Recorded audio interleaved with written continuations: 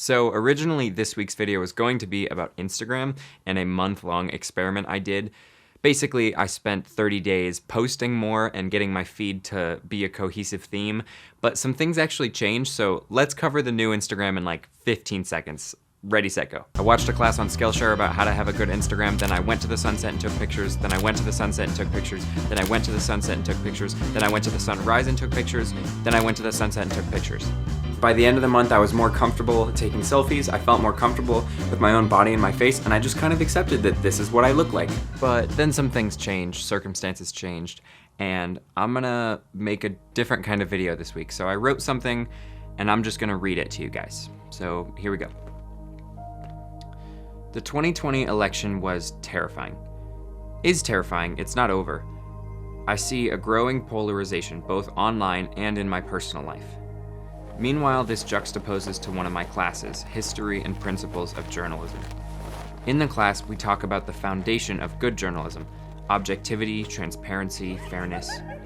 An unspoken skill of recognizing your personal biases, realizing there are subconscious biases I'll never comprehend, and balancing that understanding with the objectivity that the profession requires. I believe in truth.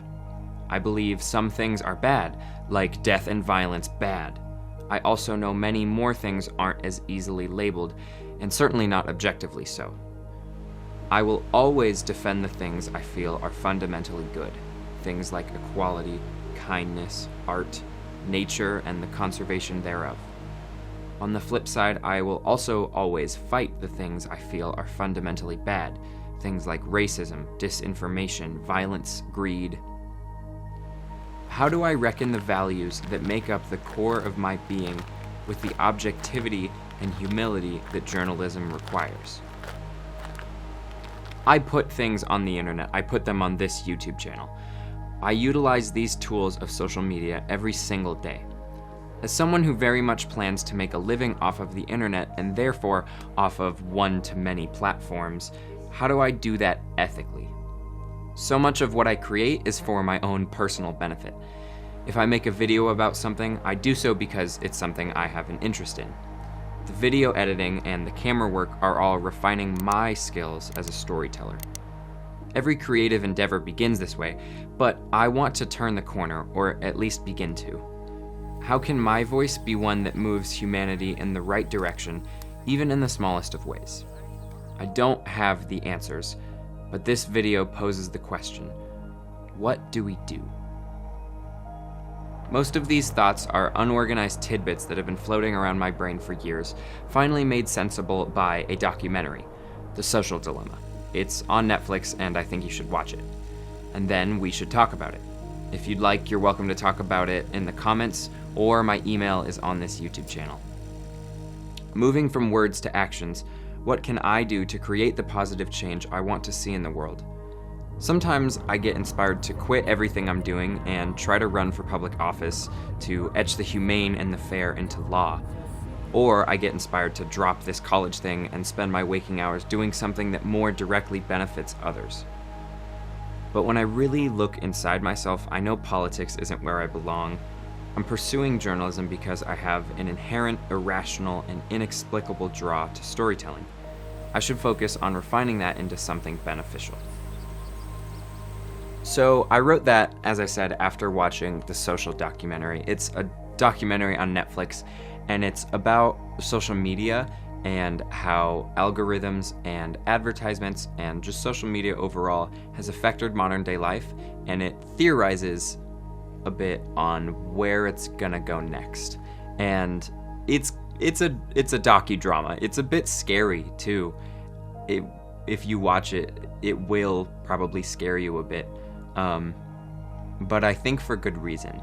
So before I watched The Social Dilemma, I decided to take a break from social media, and that was a totally separate incident. I take a break from social media about once a year just because I don't like feeling dependent on it, so I deleted all my apps. And one thing I always notice every time I do try and take a social media break is I'll open my phone and I'll go to click where Instagram is in the bottom left, and it won't be there, and nothing will be there. And it's in that moment that I realize, oh, I really am hooked on this thing. And so it really takes taking that away from me to realize how dependent I am on it. So I don't really have that unhealthy of a relationship with Instagram. Like, going on social media doesn't always like make me angry or jealous at what other people are doing. Most of the time it makes me feel inspired. That partly has to do with who I follow. I follow like mostly just creative photographers, videographers, people who I am like or want to be like. So Instagram is a source of inspiration for me, and I encourage you to do the same. On any social media feed, don't just follow who's popular or who you know. You should really cultivate your feed so that when you get on whatever app, it's beneficial to you. Because social media is a tool, we should use it as a tool. But like other tools, for example, a knife, it can also cut you and hurt you. So you have to know how to use the tool properly. Like I said in my writing, I don't have the answers, but it is a big question. What do we do? Social media, if unregulated, is a scary thing. The internet is already a scary thing, but it's a feeling that's hard to put into words, but it's very unsettling. Things are already changing at a pace that is really hard for the human brain to comprehend. I'm sure you've seen the charts of like technological advancement versus human history. And the problem is, as our computers get faster and automation starts to take over and we head into this future of AI, the human brain is relatively the same as it was 2,000 years ago or even 10,000 years ago.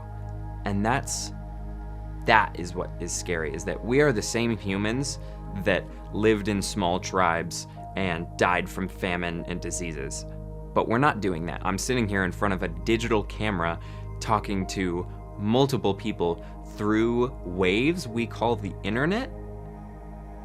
What? That's insane. Like, even when I still think about it and I've grown up with it, it's still crazy to me. I wanted to make this video as a way to put it in your brains because it's in mine and I want it to be, because I think contemplating the question has value. So let's start a discussion. Talk to me in the comments, just evaluating ourselves and how we use technology, and especially social media, because, whoa, that one's a doozy. Yeah, that's all I got for today. Thanks for watching. Talk to me in the comments. I'd love to talk more about this. Bye, friends.